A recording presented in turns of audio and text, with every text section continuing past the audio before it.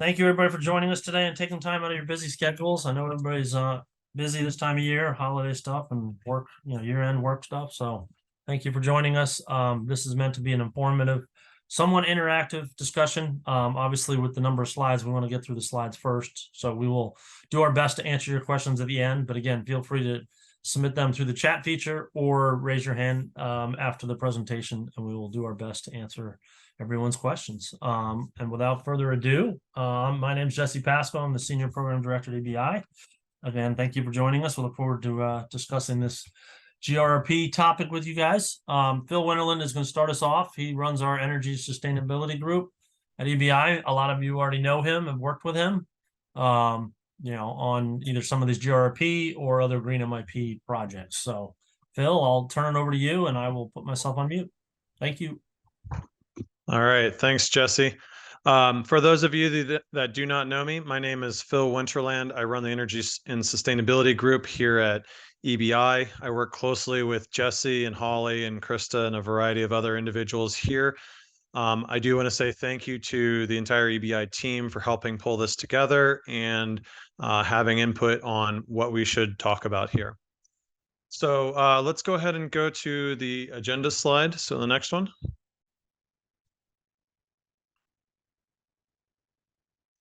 So the big items that we're going to talk about today, we're going to meet the team, and then we're going to go through an overview of the entire program. Then we're going to talk about the individual cohorts. So there's three main cohorts. There's the element, leading edge, and comprehensive cohorts. And we're going to talk about what do you need to do before you make your application, and then generally what you have to do afterwards. And then at the end, we're going to follow up with any questions that are out there.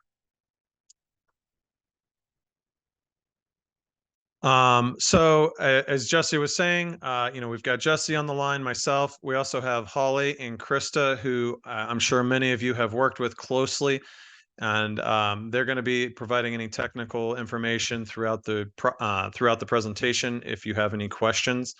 As a general statement, EBI can provide any and all of the services that are required for your application to the GRRP. And so you can kind of see just generally some of our items that we can talk about over there. We also do the energy and green certifications as well. So from a programmatic perspective, generally speaking, the GRRP, which was passed last year, is basically looking at how can HUD help to improve the energy efficiency of low-income or affordable housing structures. And there's four main categories that they really are focused on trying to improve in the existing housing stock. The first is energy and carbon emission efficiency.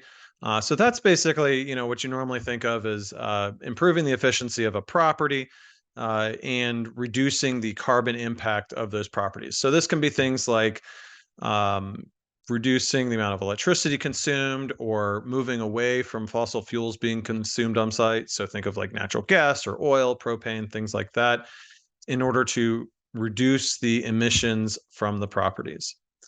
The next thing that they wanted to really focus on was addressing climate-related risks that are out there. So climate-related risks might be things like wildfire risk or flooding risk or severe storm events or heat events, things like that. And making sure that the properties that are participating have a way to mitigate and improve the properties to reduce the impact on the tenants when those events do occur. They also wanted to focus on resident health. So this is fairly simple. They want to make sure that people have a healthy environment to live in. So this can be things from improving the amount of air circulation or the indoor environmental air quality to things like providing comfort for those residents for heating and cooling time periods. The last one is property electrification, and this one ties into the first one. And one of the stated goals of the GRRP is to help reduce the impact on the climate through electrification. And that basically means to reduce the reliance of fossil fuels that are consumed directly on site. So there are three main cohorts here that the program has. There's the elements cohort, the leading edge cohort, and the comprehensive cohort.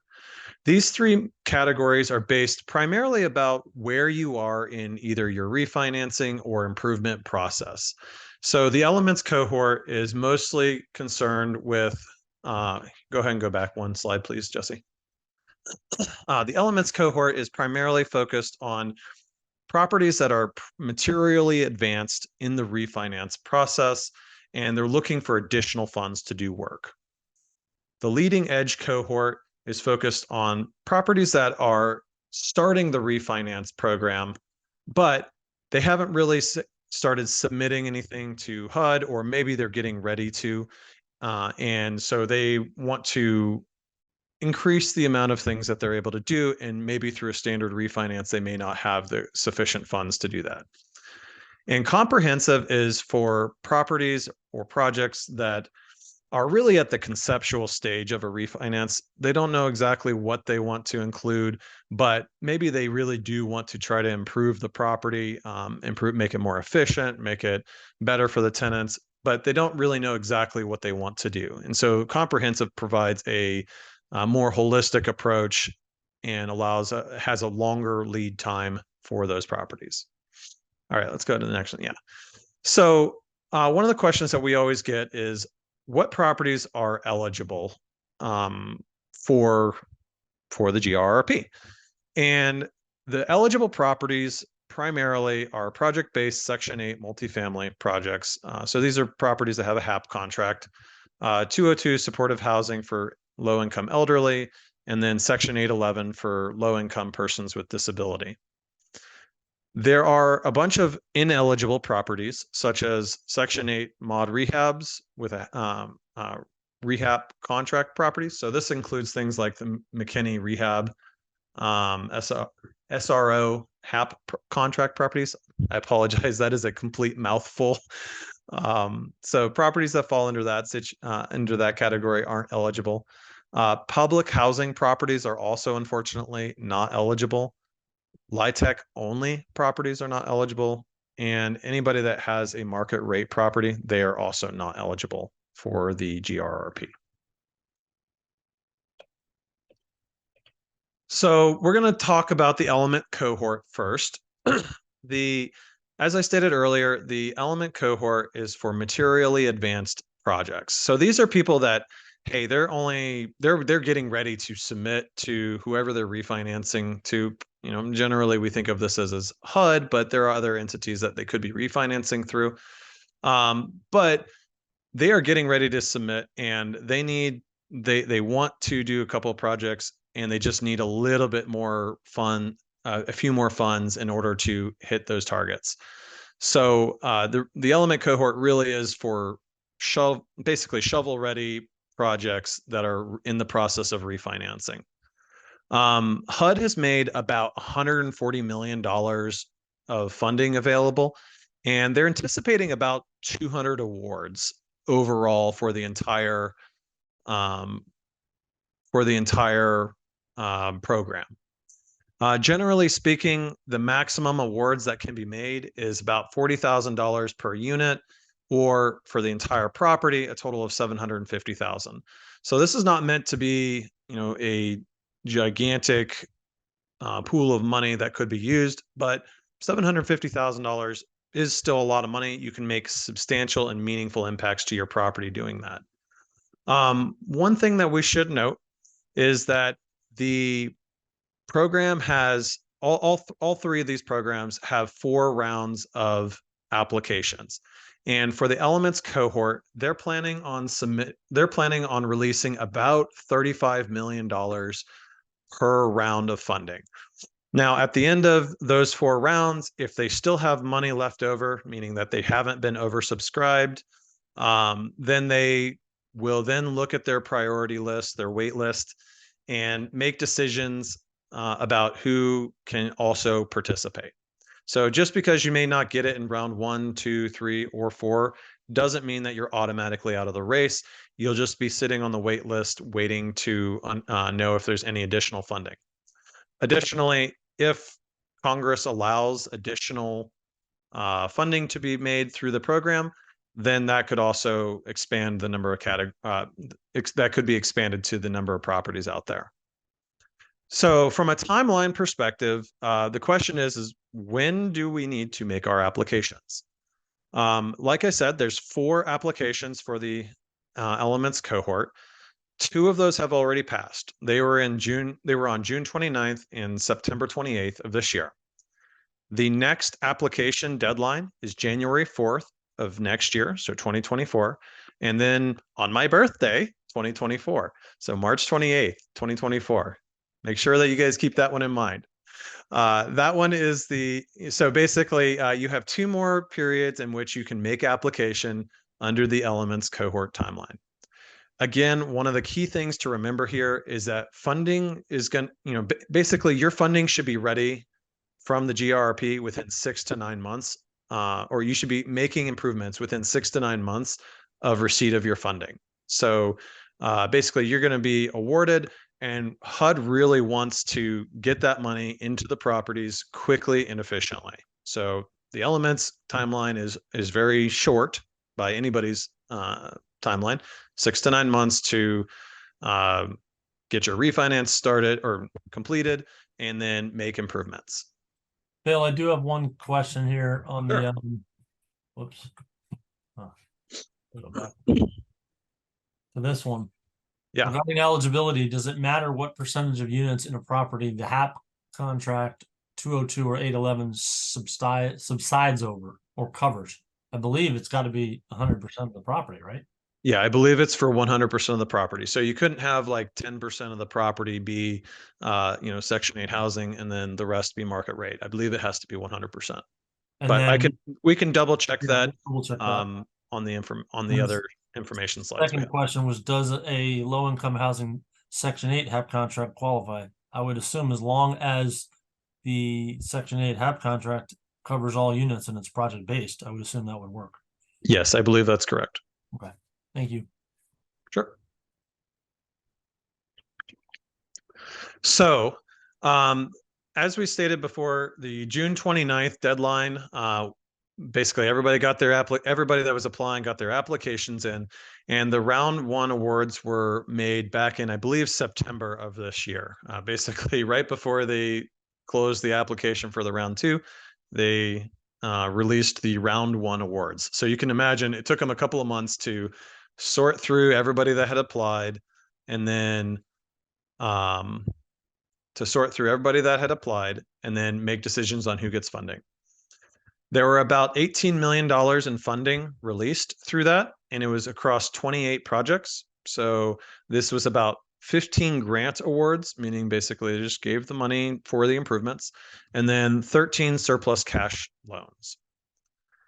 This averaged out to about $640,000 per property, or about $4,000 per unit. So well below the maximums that were set forth. So if this continues, if we're thinking more broadly, there should be some surplus funds that are available at the end of the all 4 rounds. It's entirely possible that when they release the round 2 awards, they might have awarded more properties during that in order to make up for the round 1 awards. Bill, Stephanie Rhodes with NCR actually sent an answer to those questions. She said it is actually just any units in the building covered for elements. For leading edge and comprehensive, at least 50% of the units have to be covered. Okay. And I you can appreciate apply that. for funding for all units, regardless if they have subsidy or not. The FAQ explains this really well. Okay. Thank you, Stephanie. I apologize for the mistake there, everybody. Okay, so when it comes to the element cohort ranking, there's 6 ranks that they basically are awarding properties by. The first one is if you're if you're applying and trying to get a green certification. So this is going to include programs like NGBS, Zero Energy Ready Home, LEED, and a variety of other ones. There are terms and conditions that apply on this, namely regarding the level that you have to get. You can't just go and get like the minimum level for any of these programs. You have to get some of the higher level requirements. So if you're looking to apply through an elements cohort, you really should be focused on, obtaining a green certification as part of the effort. If you aren't looking at getting a green certification as part of your application, the next ranking is electrification. So this is basically, maybe you have natural gas fired furnaces throughout the property and you want to make the property now all heat pumps. I'm just using this as an example. Then that would be classified as electrification. After that, if the portfolio if the owner has a better climate challenge partnership agreement for the entire portfolio, then they get the next round of priority. And then a property, if the property is in the priority energy community, that's the next rank, followed by better climate challenge partnership agreement for that specific building. And then after all 5 of those, anybody else that has applied will be eligible. So generally speaking, it's most likely that they will have awards for items 1 and 2 that will probably take up most of the awards that are out there. There are other requirements that HUD has put out there, such as, only a certain, there's a minimum percentage that have to go to each region, and then within certain communities, things like that. But generally speaking, this is the ranking order that they have. So what do you have to do in order to make your application? So before you make your application, before you've been awarded, you have to submit a variety of different documentations to HUD. You're going to need a capital needs assessment, and that includes the CNA e-tool. You're going to need to do the HEROES review, which includes phase 1's hazardous materials, climate risk review. You're going to need to have your green certification implementation plan. What this is going to look like is, hey, we're going to apply for, again, this is assuming you're going with that first ranking on there, but hey, we're going to go for this particular green certification. Here are all the things that we need to do in order to get it. So this might be like energy improvements or installing community improvements. And here's what our estimated costs are. You're going to need to sign on to the Better Climate Challenge Agreement. And you're also going to have to provide a statement of energy performance and water scorecard. So your SCP and water scorecard. I'm going to let Krista talk briefly about the HEROES review, as well as the climate risk review. Thanks, Phil. Hey, everybody, looking at the participant list, I've worked with a bunch of you guys. So most of you are familiar with the HEROES process. It's basically your environmental review for the project. Depending on your scope of work and your level of review, that's going to include, everyone's going to include the ESA and the hazardous material sampling. It could include Section 106 historic preservation. It could include species reviews, noise assessments, and then the climate risk review. The climate risk review is done for the EA level of review, but you'll see in some of these other cohorts, you're going to need to be looking at the FEMA National Risk Index, which I can explain later on down, Phil, when we get to that part. But your climate risk review for any EA level review is looking at any current or future foreseeable climate risks. And with that, we put together a description of each one that is found, along with any potential mitigation measures based on some pretty broad level mitigation. And then also if any of the scope of work items that you're doing would mitigate, flood, because you have pervious pavement and stormwater control and all of that, or heat and you're doing some sort of energy efficiency or anything like that, we would put that in there. So that's pretty much it. everybody is pretty much aware that the HEROES environmental review is kind of the main area where all of your environmental reporting goes into to go to HUD.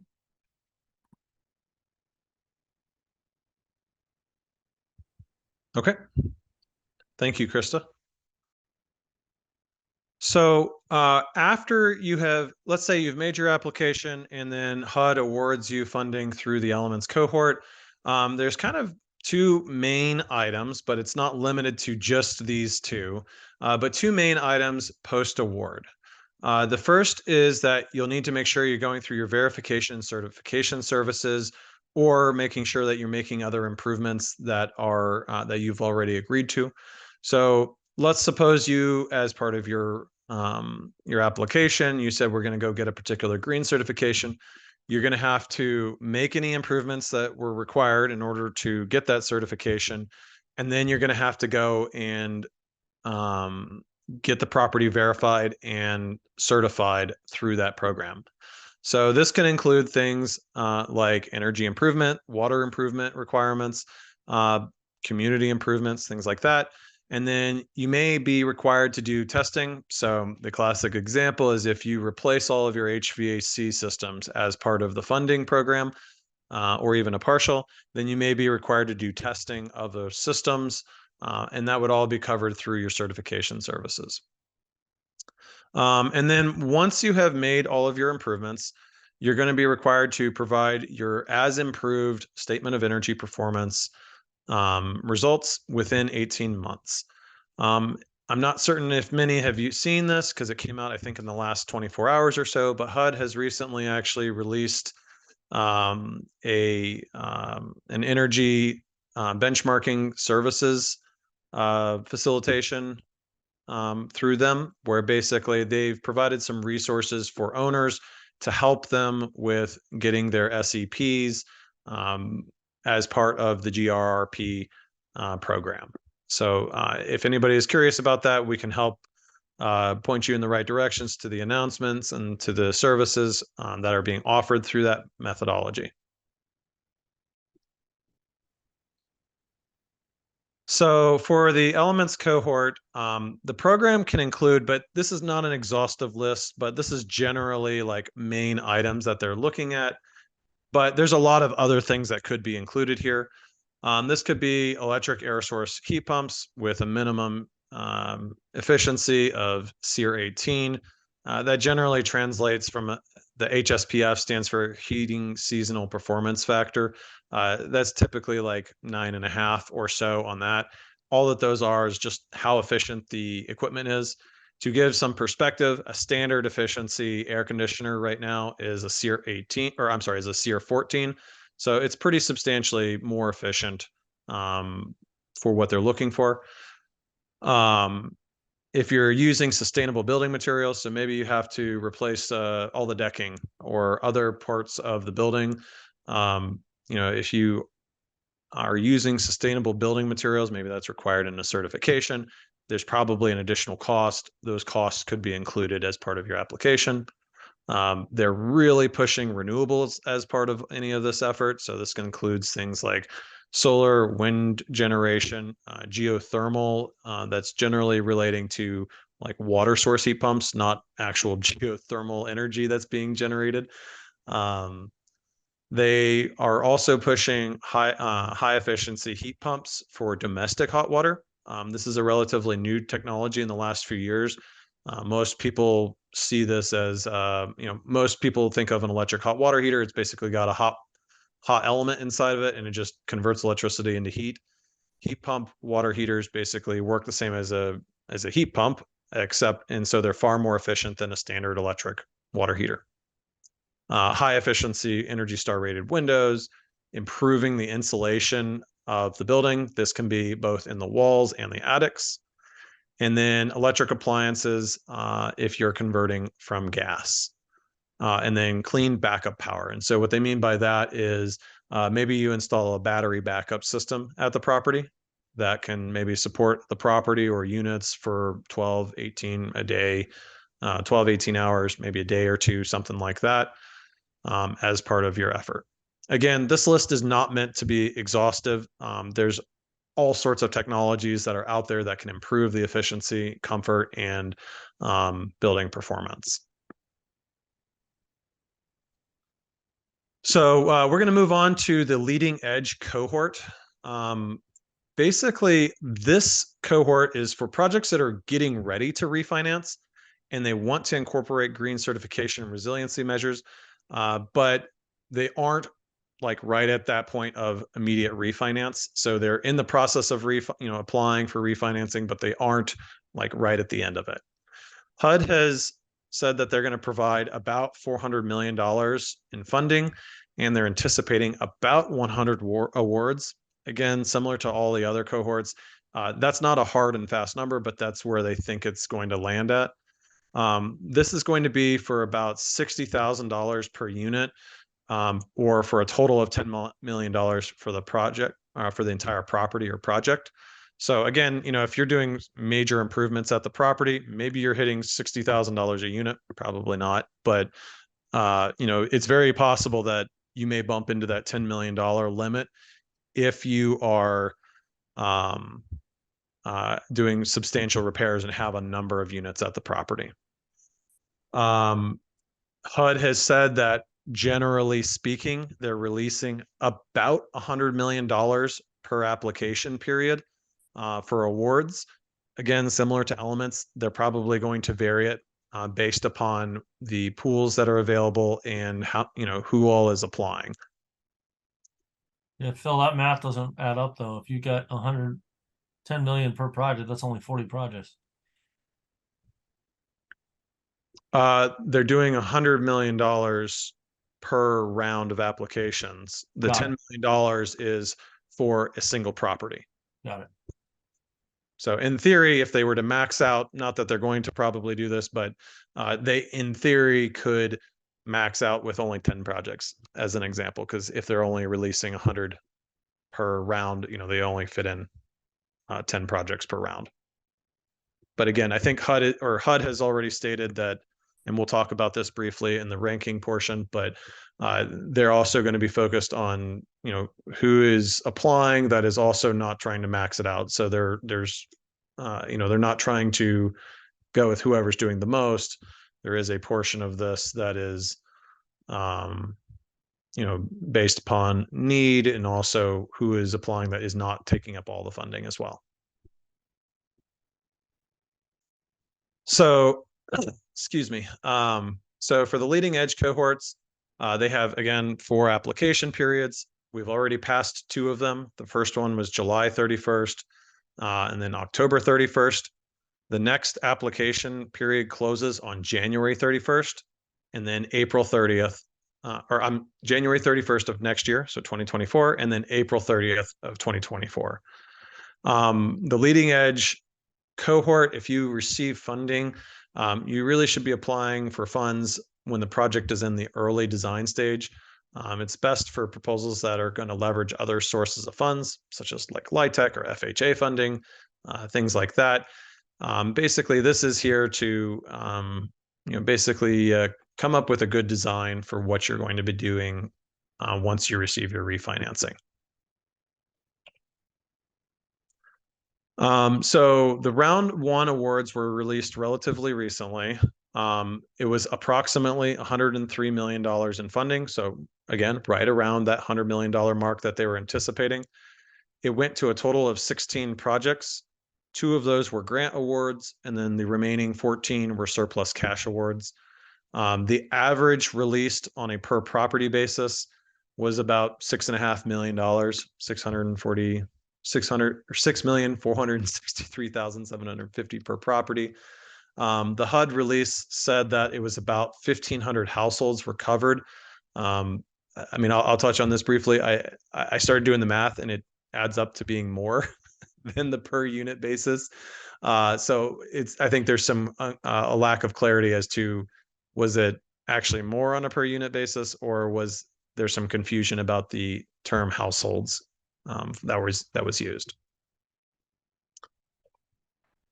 So the leading edge cohort ranking is typically based upon what's called your MBEST scoring. So MBEST is the multifamily building efficiency screening tool.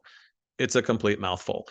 As a general statement, this is just an Excel document that gets filled out either by a third party or by the property that's applying. And it's a general condition assessment that scores your property's condition based upon your inputs. So this is going to ask questions about, hey, what are your windows like? You know, are they single pane, double pane, triple pane? What condition are they in? Good, fair, poor, failed, that sort of thing. As a general statement, you're going to want a low MBEST score, because a low MBEST score means that you're doing poorly. And if you're doing poorly, then you'll be higher in the priority link. Tied properties are then, so basically they're going to receive all the MBEST scores, and then they're going to rank them based on the scores. Tied properties are going to be based upon who has the highest poverty rank. And then if you have ties from there, it's going to be based upon the number of assisted units that are being served. Like I was saying earlier, HUD has reserved the right to look at how much money the applicants are requesting and award based upon that as well. There are other items out there, like 5% of the selections have to be for each of the 10 regions. So about half the money has to go to each region. And then 15% of the properties must be selected from non-metropolitan areas. So what they really don't want to have is like all the money go to everybody that's in a downtown area or in a metro area. And then one other item here is that they do have a limit of 3 awards to any given organization. So if your organization has, let's say 10 properties and you apply for all 10 properties, the most you would receive on that is 3.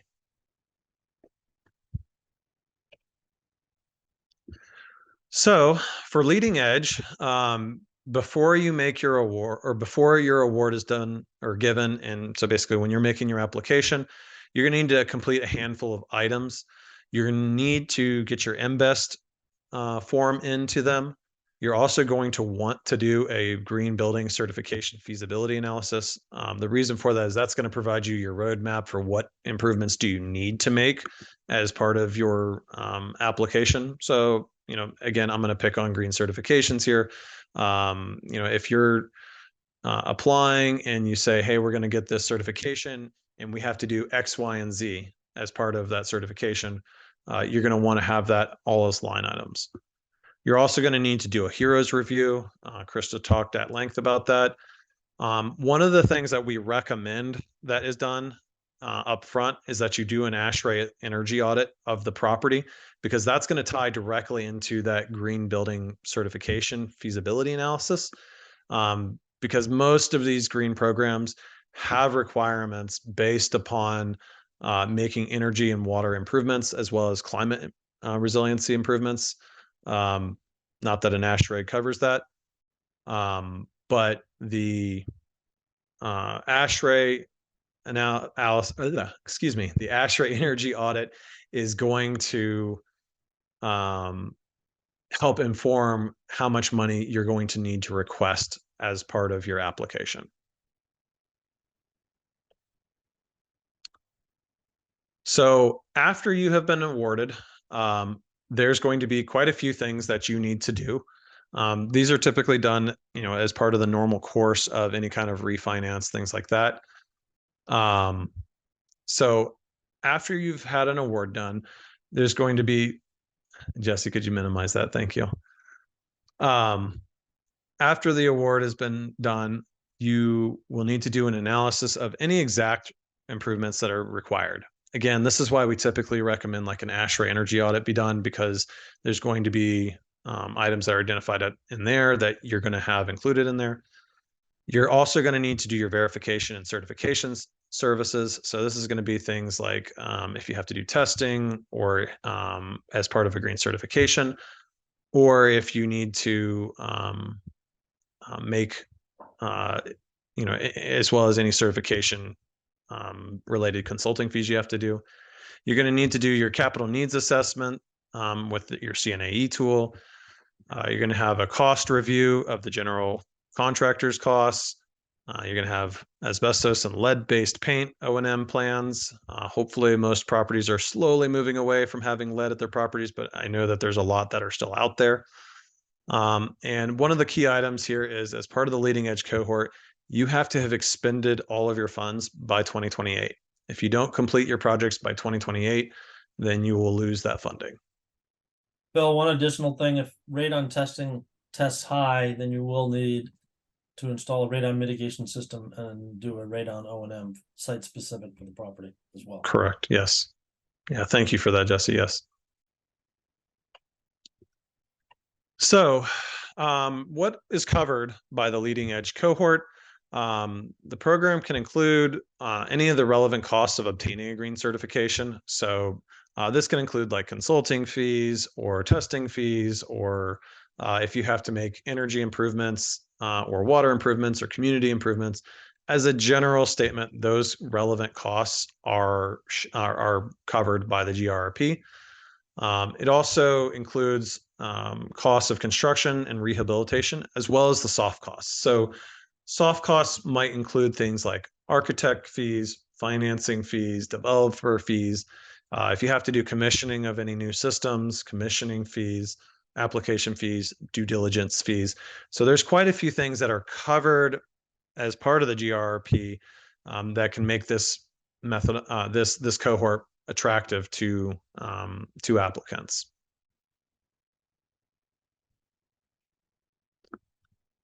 So we're going to move on to the comprehensive cohort. So we're coming up closer to the end here. So comprehensive cohort is for projects that are not materially advanced. So they're in a conceptual stage. Yeah, we want to refinance. Yeah, we want to make improvements, but we don't know what we want to do. And so, but we know that we want to do a green certification or do resiliency measures. One of the frequent ones that we have seen under the comprehensive cohort has been for properties that are in especially like seismic areas where they just don't have the funding to make seismic retrofits. Or maybe they don't have the funding to do some floodplain mitigation items. So we have actually seen quite a few of those where they're going for the comprehensive, and a big portion of their comprehensive request is to be able to make like seismic upgrades to make their buildings safer and more secure for the tenants. There's about $1.47 billion available here that's going to be released. So that's $1.47 billion. That's a lot of money. And they're expecting to distribute that over, they anticipate about 300 awards. Again, like the other two cohorts, they don't know exact numbers. It kind of depends on how many applications they get and what the award structures look like. But they're anticipating about 300 awards total. The comprehensive cohort has pretty high limits on what is allowed to be covered from a financial perspective. So they're anticipating about $80,000 per unit, or about $20 million per project to be released or be available for applications. And for each round, well, the way they've structured the round releases is the first round, they're anticipating releasing about $300 million. Round two, and then for each of the remaining rounds, they're anticipating releasing about $325 million. So the first round might be a little bit smaller, and then the subsequent rounds are a little bit larger. Any remaining funds that are still out there after all of the awards have been made, so after they have made awards for all 4 rounds, then they will go back to the wait list of properties that have made applications but have not yet been awarded, and they will award based upon the priority list that they have created. That also does go for the elements and the leading edge, but it's definitely important for the comprehensive just because of how big the pool of money is that they have for it. So from a timeline perspective, again, there's 4 application periods. The first one was August 31st. The second one just closed in the past week, so November 30th. The next 2 application periods are February 28th of 2024 and May 30th of 2024 as well. Bill, were these pushed out though? Because they hadn't named the multifamily assessment contractors yet. So I don't know how they would have awarded without those multifamily assessment contractors. So the application periods have closed. And then, but I also agree that I don't think that they've made any awards yet for a comprehensive, because I don't believe that they've finalized the multifamily assessor contractors, the Okay. max for this. So they were talking about moving out the dates here, but I don't believe that they have officially moved it for the February or May dates. Okay. Thank you. So the comprehensive portion, you really should be applying early on. And this is basically typically done before getting any kind of third-party reports. Again, remember, the comprehensive cohort is based upon, hey, we want to do fine, we do want to make improvements at our property, but we don't know yet what we want to do. And so we need to request money in order to make, those sorts of improvements. Once you have made your application, HUD is going to offer developmental services through the max, like what Jesse was talking about, where those contractors are going to help guide owners through the process and help them make selections on, hey, you need to have a green certification, like a green certification consultant. You're going to need to have a seismic expert or a structural expert to fix these sorts of things. And they're supposed to help facilitate that process. The max, based on my understanding, they're not going to be the ones that actually do the work. They're there as a resource for the owners to make selections. One other item is, I don't believe you are required to go with who the MAC recommends. If you have a favored third party, I believe you can use that individual as well, as long as they're meeting any of the financial requirements and that are out there. There's a whole slew, as you can imagine with HUD, there's a whole slew of requirements about, what's the overhead and profit maximums and how much can they charge and things like that. So for the comprehensive cohort, it's kind of confusing if you actually read the NOFO, but how they are ranking properties, it's based upon what is your Energy Star score or your MBEST score, and your climate risk score. So that's your National Risk Index. So the way they're doing this is HUD has basically recognized that there are properties out there that maybe they can't get whole property data for their entire property. And so they've set aside about 60% of the award dollars are going to be set aside for properties that are applying using Energy Star's statement of energy performance. And then about 40% of the awards are going to be made for properties that use the MBEST form. So again, this is the reason they did this, is they recognize that some properties can get the data, other properties can't. And it's just a really big challenge for everybody. So one question on the MBEST form, is there a way, have we been able to figure out to see the score? Because we have Stephanie asking if she said it's hidden and HUD is not releasing those scores. Yes, I have not been able to find how to get the scoring, but I have also not tried to really break their spreadsheet or find other resources that have broken it yet. It's a deficiency. I haven't been able to break it yet to find that scoring yet. Thank you. And the way they're going to do this is they're basically going to what they're really trying to do is they're going to sum together your Energy Star score and your climate hazard risk score to create a composite score, and then that's what's going to be used to help rank you. So really what you want is a low Energy Star score, a low MBEST score, and to put yourself in this will sound terrible, you're going to root for being in a high risk area, I guess. Krista, did you want to talk a little bit about the National Risk Index? Yes, hold on a second. Yes, sorry. So the National Risk Index is part of the climate risk review. The NRI looks at specific current climate hazards for each census tract. So whatever census tract your property is located in. And it requires all specific hazard identified within that report as relatively high or very high to be assessed. And the National Risk Index, it has an equation that looks at expected annual loss numbers, so basically insurance numbers, based off of past events, as well as the community risk factor, which looks at both social vulnerability and community resilience. So it's taking those three things and coming up with a score for any of those climate risks and scores them to be either, it's like very high, relatively high, moderate, relatively, or very low, relatively low, very low. It's a very long thing, but I just want to touch base real quick on the climate, hold on, what's it called? The climate resilience assessment that's required for the comprehensive program.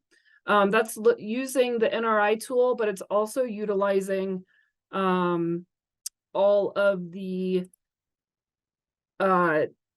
things that we have to look at for future climate risks. So we would also be looking at that as part of it. And then, you know, that's using stuff like risk factor and sea level rise viewer and everything that you would see in the cohort documents. But also tied to that, and I think it's something that we missed putting in here, but tied to that, all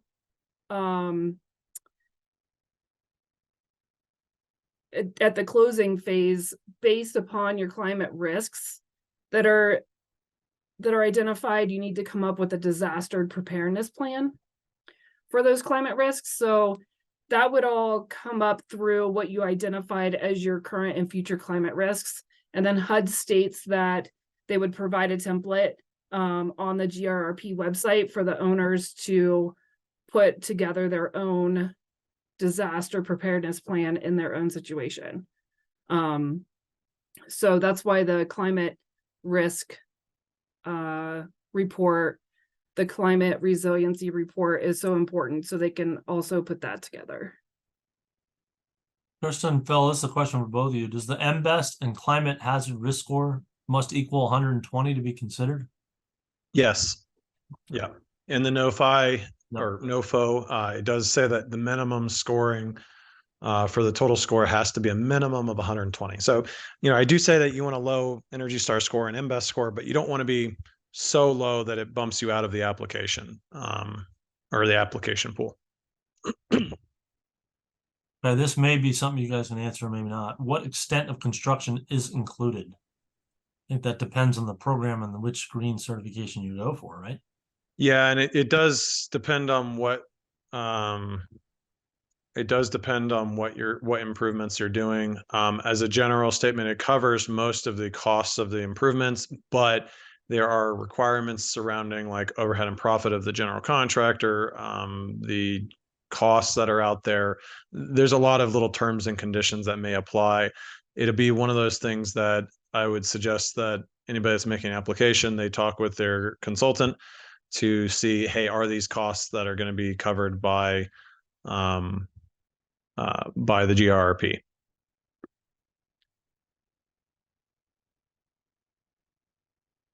Right. Any other questions, anybody? Well, before we move on. Oh, Stephanie just chimed in. HUD just changed the threshold requirements on comprehensive. Take a look at the website. Okay, thanks, Stephanie. More updates.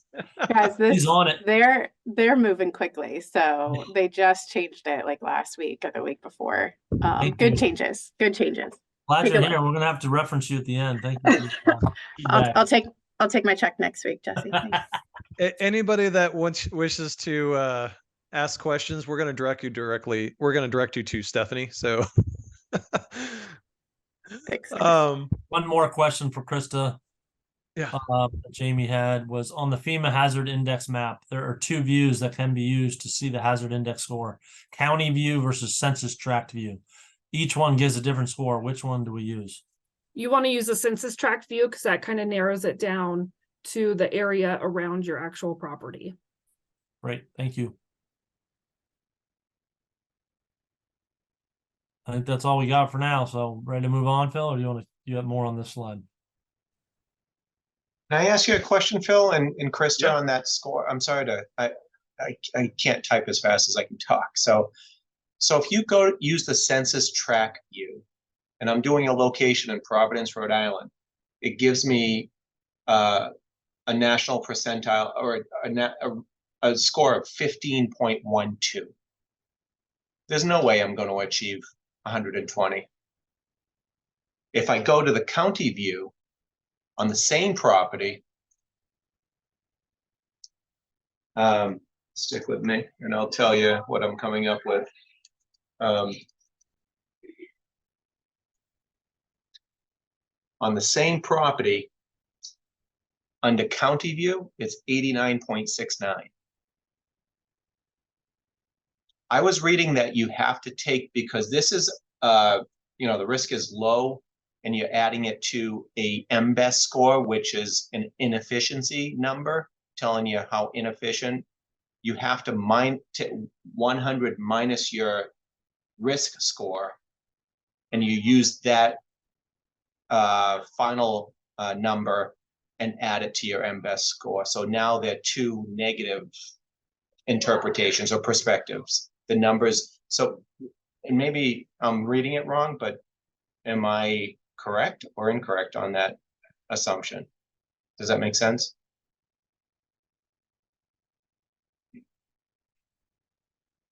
Krista, what do you think? Krista? Well, so I'm going off of the climate risk review requirements where they look at the census tract. So Phil, maybe you could look at the scoring. Does it require the hazard risk score to look at census tract view? Do they say that anywhere, or do they say anything about the county view? That might be something we need to get clarified.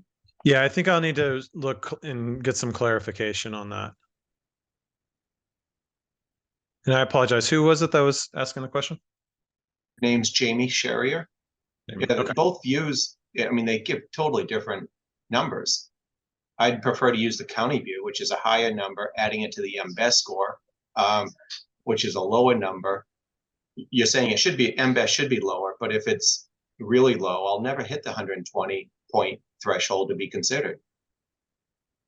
So that's why if you use the census tract of 15 point whatever I had, and you subtracted, so you 100 minus 15, you'd come up with 85, add it to your MBES score. That might get me closer.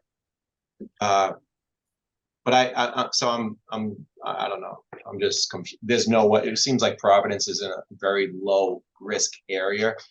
And if you go to FEMA National Risk Index and look at the high risk areas, it's Florida and California. So I don't think the Northeast will get a whole lot of this comprehensive money, just because it's just in a less, less risky area based on the map that I'm looking at.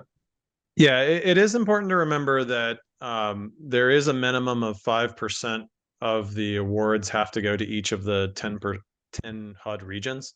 So it's not like all of the money is going to flow to, let's say, California and Florida, as an example. There are minimum distributions that have to be made to each of the different areas of the country.